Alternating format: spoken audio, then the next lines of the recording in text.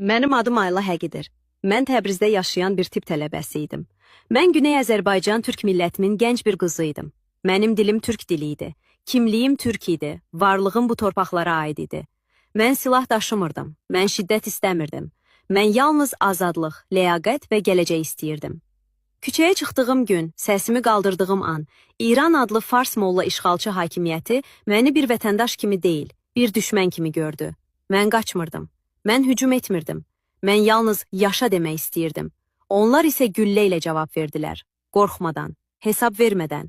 Məni öldürdülər. Sonra isə həqiqəti öldürmək istədilər. Ailəmə təzyiq etdilər. Atamı, anamı susmağa məcbur etmək istədilər. Dedilər ki, danışmayın. Dedilər ki, həqiqəti deməyin. Cənazəmi gizlətməyə çalışdılar. Yasımı qorxuya çevirdilər. Ailəmə ağlamağı belə çox gördülər. Dedilər ki, güya yıxılmışam. Güya bir qəza idi. Amma xalq həqiqəti gördü. Mən tək deyildim. Mən minlərlə gənc türk qızından biri idim. Adım Ayla idi. Amma mən bir millətin səsi idim. Əgər bugün mənim səsimi eşidirsinizsə, bilin ki, bu səs susmayacaq. Çünki həqiqət öldürülmür. Çünki bir millətin qızını qorxuyla yox etmək mümkün deyil.